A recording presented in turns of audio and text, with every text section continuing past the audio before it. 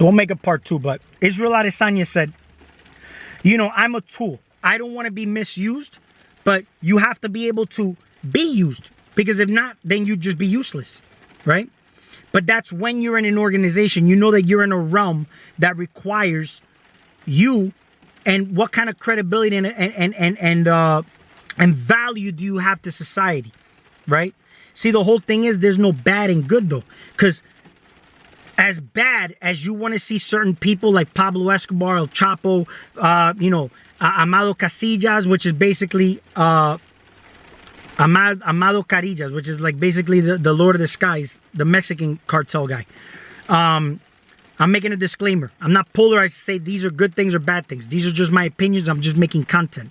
All right, this is for adults, and these things are not things that I tell you to partake in. I'm just trying to get you to understand an example of a mentality that you can use in your business world or in your life to begin with. But when you got these things that we look at, for example, as bad and good, these guys were perceived to be doing bad things. But at the end of the day, you got guys like Charles Manson, right? How much of a following now does he have? He was a cult leader at one point, and society demonized him. But now, in this age, you don't notice, where you look at the comment sections of all the interviews he's ever performed, they're all positive. They're all in line with what he's saying, because now they understand what he's saying. What they didn't understand at one point, they get now, because the frequency has changed. Society, everything has changed. The times have changed, right? Like UFC. You may have had greats at one point, the old school fighters, but the old school fighters wouldn't survive with these new aged fighters now, because the fighters have evolved now. These younger fighters have evolved. So what they once were as greats, they wouldn't survive now. That's how you got to start to look at these old gurus, these things. Not to say that they're not valid or credible, but they held the blueprint for how you manage things now. They hold that blueprint, right? So it's always a useful tool. Pablo Escobar and El Chapo and Amado Casillas, I forgot what his last name was. Amado Carillas. So, you know, these guys started a blueprint to some extent. But those who can see the value in what's happened will see that, yeah, it was done by heinous acts. Killing people, manipulation, right? Torture, and also by ruthless aggressive takeover, right? But how do you think the government does it? The government does it in a way that's not really physical, but it's in a mental kind of way. Where we talked about where we were once fucking physical slaves. Everything's in a mental slavery now. You know what I'm saying? But you have to understand the system is neutral. It's about how you manage yourself in the system. That's all it is. There is no bad and good about how the system manages you. The algorithms, the government, the fucking YouTube, all this shit that happens, there's nothing bad or good about it. You control all these things. I made an example in one of my previous videos how a French scientist had a robot in a pen with a bunch of new chicks that hatched out of these eggs.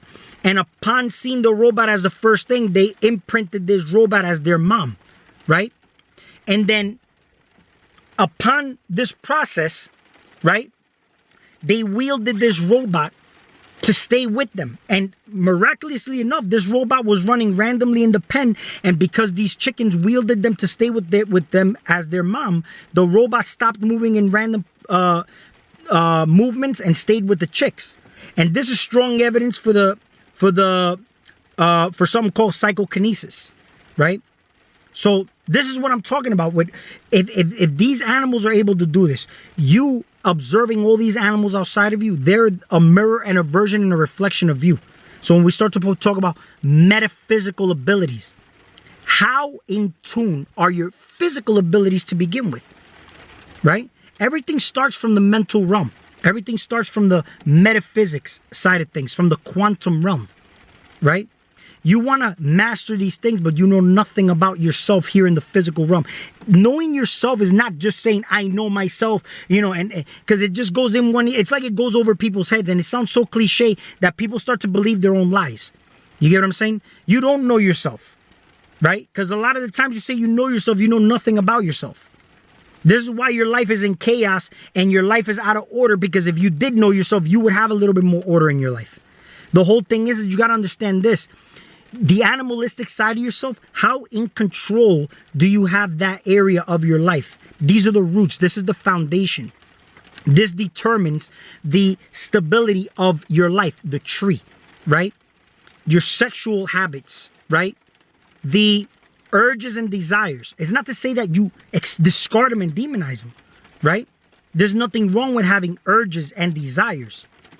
But do they like people say I let my emotions get the best of me, and then let's say if you let your anger get the best of you, you may be impulsively doing something outside of yourself that required you to go to jail because you punched somebody in the face and ended up hurting them, right? Or you can utilize that rage and channel it, since it's such a strong emotion, into something that's going to benefit you. But that would require you having control of the ego and the dragon. Nothing wrong with the ego. You need your ego, all right? And this realm is a dog-eat-dog world, right?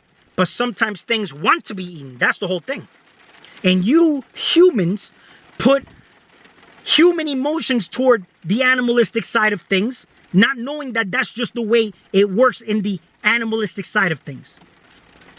Sometimes there's certain animals that may eat their children. Why do they do that though? Certain birds throw the weaker chick or the weaker bird and discard them and let another animal eat them. If it was a human, oh my God, that's a crime. But in nature, the strong survive, the weaker consumed. But we put these human things into it. Like, for example, you may see, like I have these cats, right? And there's times where these little baby cats came in contact with a bigger cat. And if they're in their territory, the bigger cat may rough them up, smack them around a little bit, but that's just part of nature. That's just how it is. But any human will look at that and be like, oh my God, they're going to hurt him. Stop, blah, blah, blah. It's just part of how it goes. But eventually, after roughing that cat up a little bit, it accepted it. And now it's part of the little tribe or the little clan of whatever territory they're in. But they had to get roughed up a little bit. When you get into gangs in the hood, right? You go through initiations, you may get roughed up, or you may do fucking shit that you don't want to do. But to a different person of a different class or society, that doesn't look good. But for you to be in that world, you would have to go through that. That's the whole thing. Perspective and perception is everything though, right? So when you see the government, you see everything and how it's managed. Look at how you manage your life to begin with. It may not be exactly how you see the government do it, but it's not a direct mirror, but it's still a mirror. It's a reflection. Your body does the same thing.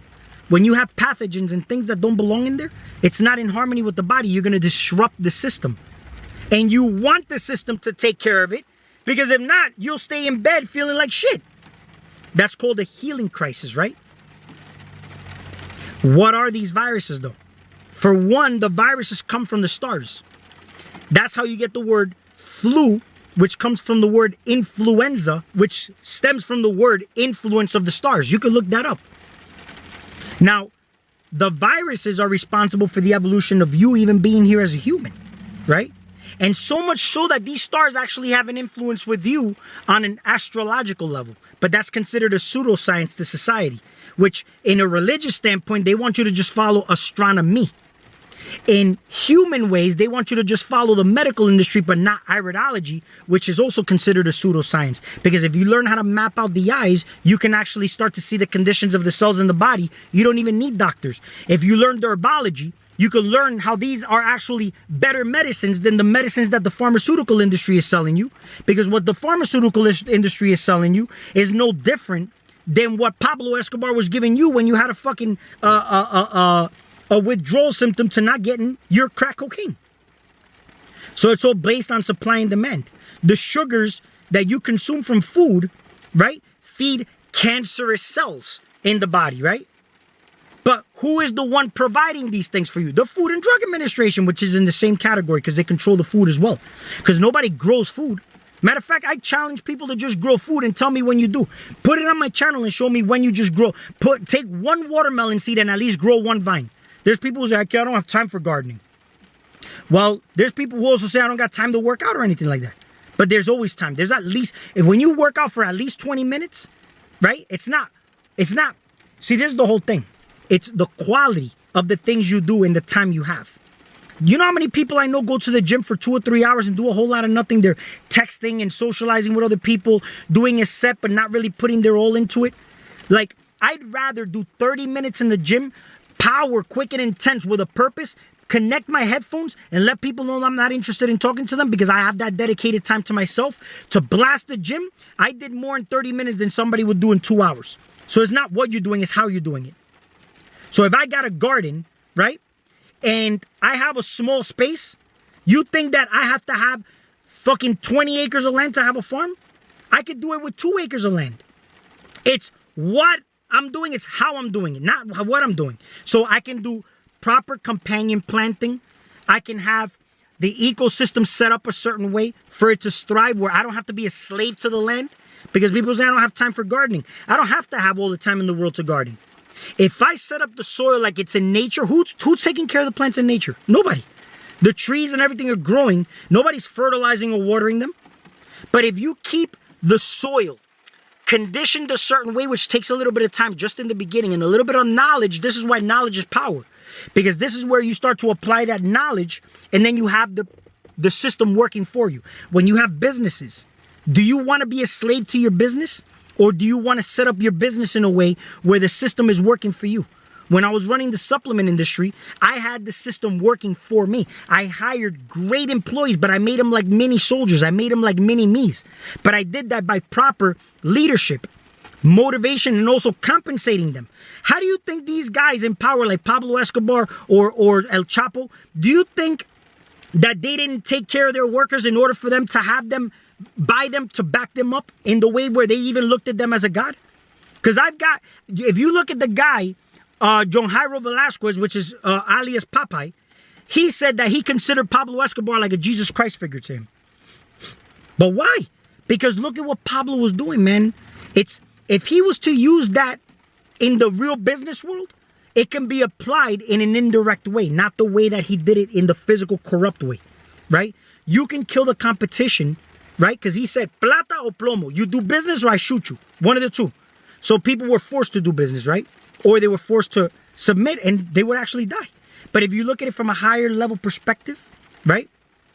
You're either, if you are in front of a bigger company, the company will actually offer to buy you out, right? And you would have to, or compete with them and go bankrupt. One of the two, right? So it's the same thing. Plus, or you could do it in a way where you become so successful that you say, I have no competition, where you're such in a flow, unconditional loving state toward your business that you don't see anything as competition. And everything is flourishing and striving for you because you're only in your mind competing with yourself. That everything outside of you ceases to exist. But that requires a lot of focus and energy. And that's going to be considered into the spiritual aspect of things. Right? But, where was I getting with? Oh, yeah. So that's how they took care of their workers. So money, if you have money, people want to be around you, right? But what is the other side of just that physical manifestation of energy called money? Actual spiritual energy. You can have high spiritual energy where people actually want to be around you. You're attractive because you actually give off a certain light. You give off a certain aura, right? But then there you have to also be very protective of your energies because humanity to some extent is still vampiric, right? But you also know that you attract what you are, right? But you're also still in a physical body where this rum is ran on dualities and you're always going to be faced with certain obstacles. But it's not about, it's how you handle them. That's the whole thing. How do you handle yourself? I made the example in the previous video. There may be obstacles. I had obstacles. My boss came to me a few times and told me, yo, what's up? The numbers dipped, blah, blah, blah, blah, blah. It could have been whatever it may be. In my mind, I may have known that we had natural disasters in certain states, that maybe the numbers dipped in, let's say, for example, Ohio, because they had fucking crazy snowstorms or whatever it may have been. Do you think I'm going to tell him, hey, man, there was a big natural disaster there? No. I'm going to show him my game plan moving forward. The past doesn't exist no more. Now we're talking about what I'm doing now that's going to impact the potential of what's going to happen in the future later on. So whenever you're hearing YouTube videos and they're telling you inflation, all this is happening, are you worried about that? That's why people who get into conspiracy theories, doomsday apocalypse. They start to actually align with what they heard by becoming doomsday preppers, and they're more in line with that being their reality. Where what if you realize how powerful you are, which is why I started the video with, you realize how powerful you are. It sounds cliche, but it's not cliche. Like, you got to understand, you really have this much power. Because look, if you heard all these things and you changed your attitude toward everything you heard, every time you knew it wasn't in line with what your actual focus and goals are, right? You change it and transmute it in your mind, you're already changing the potential of what's going to happen in the future. Kind of look at it like the boss. You're giving him the game plan moving forward rather than worrying about what happened in the past. You know how many people I got into conversations about gardening and they say, man, I can't grow anything, man. I got a fucked up thumb. You got a green thumb, but I can't grow anything. Everything that I grow dies. Well, then everything you grow dies. Because that's what you declared already. You declared that. You went in with that attitude. That's exactly what happens. You will kill everything. How many times have you heard me say on camera, I grow things by accident? Things just thrive and grow. Because that's just the will, I can and I shall mentality I have. In my now moment. And this is not one of those little new age law of attraction videos. Just know that what you're thinking and doing right now is so empowered toward what the potential of later on will happen. So all the things you're hearing, the fucking president, none of that exists. None of that matters. Stay in your center neutral state, right? Because if you're polarizing, you're getting fed off of. No different than you watching a YouTube video between two debaters. The debaters are getting a big following. They're making money from YouTube. But at the end of the day, your viewership is what fucking counts, the attention. The biggest currency on the planet is your attention. So the owners and the promoters of the organization is what's winning. If I go to watch a sports team, I'm paying for a ticket to watch a sports team, right? It doesn't matter who wins to the promoters and the CEO of the organization. They're making money, right?